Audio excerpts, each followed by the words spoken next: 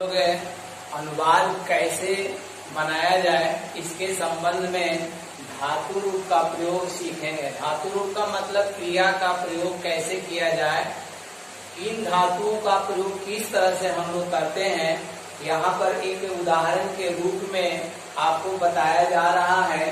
गम धातु के बदले में पठ धातु को हम लोग सीख रहे हैं। जैसे पठ धातु का अर्थ यहाँ दिखाया जा रहा है पढ़ना।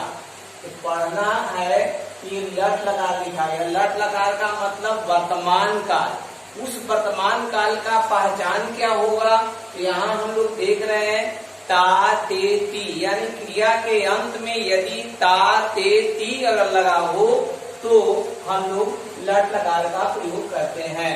उदाहरण के लिए जैसे माना जाए कि हम लोग कहें कि वह पढ़ता है, तो यहाँ हम लोग देख रहे हैं कि वह जो है प्रथम पुरुष एक वचन में लिखा गया है, उसका संस्कृत क्या है वह। तो वह का मतलब स। तो क्रिया अगर हम लोग प्रयोग करें संस्कृत में तो क्या होगा, क्या लिखा हुआ है रूप पठती। तो हम लोग समझ गए कि वह पढ़ता है का स पठती। अब ये कैसे बना, तो नियम है कि कर्ता के अनुसार क्रिया होती है। कर्ता जिस पुरुष और जिस वचन में प्रयोग हो उसी के अनुसार क्रिया का हम लोग प्रयोग करते हैं। जैसा कि आपने उदाहरण में देखा कि प्रथम पुरुष एक वचन में वह का सह लिखा है, इसलिए क्रिया भी प्रथम पुरुष एक वचन में हम लोग देखते हैं पठती। तो पठती में क्या लिखा हुआ है ती, यानी धातु के अंत में अगर हम लोग ती जोड़ देंगे तो पूरा रूप हो जाएगा। जैसा कि पट में ती जोड़ दिए तो पट्टी बन गया। वैसे ही हम लोग द्विवचन में जब प्रयोग करेंगे तो द्विवचन का माने जब दो व्यक्ति या वस्तु का अगर प्रयोग किया जाए तो उस अवस्था में द्विवचन का प्रयोग करेंगे। जैसा कि हम लोग देख रहे हैं वे दोनों, तो वे दोनों अगर कह दे पढ़ते हैं तो वे दोनों का देख रहे हैं प्रथम पुरुष द्विवचन में क्या लिखा हुआ है तो क्रिया भी क्या होगी प्रथम पुरुष द्विवचन में पठता, यानी अंत में क्या लिखा हुआ है त। तो पठ में त जुड़ गया तो क्या बन गया पठता, इसलिए इसका अनुपात क्या बन गया तो पठता। अब यहाँ देखिए बहुवचन, यानी जब एक दो से अधिक कोई भी वस्तु या व्यक्ति हो तो वह बहुवचन में होगा। जैसा कि उदाहरण में देख रहे हैं कि वे सब पढ़ते हैं। अगर हम बोले तो वे सब पढ़ते हैं, वे सब का क्या लिखा हुआ है ते, तो क्रिया क्या होगी पठंती। क्यों, क्योंकि वे सब जो लिखा हुआ है वह प्रथम पुरुष और बहुवचन में है। तो अभी आपको पहले बताए हैं कि कर्ता के अनुसार क्रिया होती है। कर्ता के अनुसार जब क्रिया होती है तो कर्ता क्या देखे थे वे सब प्रथम पुरुष बहुवचन में, तो क्रिया भी प्रथम पुरुष बहुवचन की लिखा हुआ है पठंती। तो पठंती में क्या लिखा हुआ है अंति, यानी पठ में अंति लगा दिए तो पठंती। वैसे ही अनेक धातु रूपों का हम लोग इसी तरह से प्रयोग करेंगे। जैसे मान लिया जाए कि गम धातु है और गम धातु का रूप होता है गच्छ, तो गच्छ का रूप से चलता है और इसमें जब ती जोड़ देंगे तो क्या लगा गच्छती, तो वैसे ही चलने लगेगा गच्छती। गच्छ में ता जोड़ देंगे तो गच्छता, अंति जोड़ देंगे तो गच्छन्ति, यानी गच्छती गच्छता गच्छन्ति। गच्छ का माने क्या होता है जाना, यानी कि जाता है। स गच्छति वह जाता है, तौ गच्छता वे दोनों जाते हैं, ते गच्छन्ति वे सब जाते हैं। इस तरह से अनेक धातु रूपों में हम लोग इन प्रत्ययों का प्रयोग करेंगे जो हम लोग देख रहे हैं। अब आ जाइए मध्यम पुरुष का वाक्य में तुम के साथ क्या लिखा हुआ है पठसी, यानी तुम पढ़ते हो अगर रहेगा तो त्वम पठसी। तो यानी कि धातु के अंत में क्या जुट रहा है सी, पठसी। गम का जोड़ेंगे तो गच से क्या होगा गच्छसी। तुम पढ़ते हो त्वम पठसी, क्यों हुआ कि मध्यम पुरुष एक वचन में ये रूप है।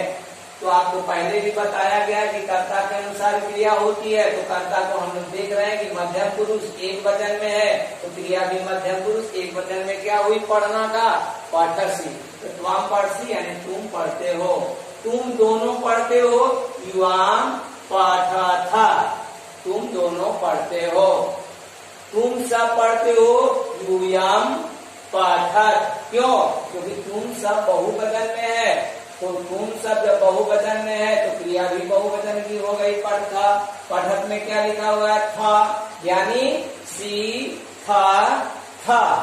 ये अगर आप जिस धातु में जोड़ेंगे तो उस तरह से रूप होगा। जैसे गम का अगर चलाएंगे तो गच्छसी, गच्छथा, गच्छत।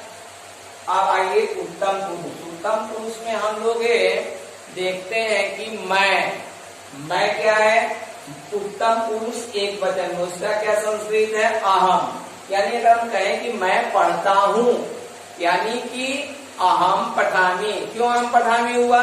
क्योंकि उत्तम पुरुष एक वचन में करता है, तो क्रिया भी स्वाभाविक है कि उत्तम पुरुष एक वचन में होगी, इसीलिए अहम पठामी, मैं पढ़ता हूँ। इसका क्या है प्रत्यय अंतिम में, आमी, यानी पठामी। पठ में आमी जोड़े, पठामी।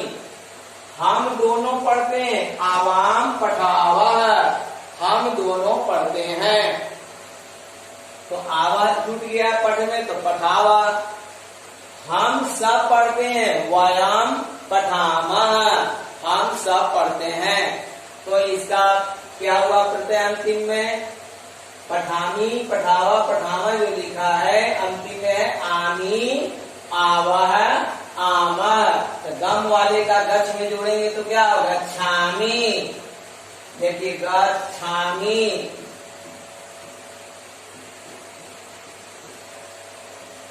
गच्छ में आमी जोड़े हैं तो गच्छामी हो रहा है, तो गच्छावह, गच्छामः।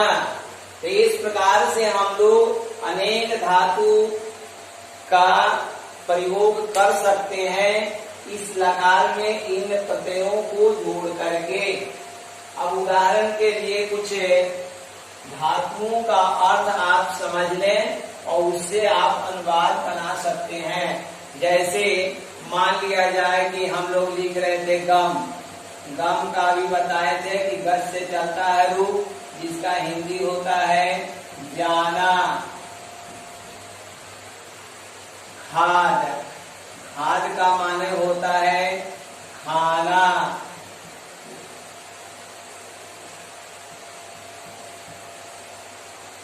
क्रीड, क्रीड का अर्थ होता है खेलना।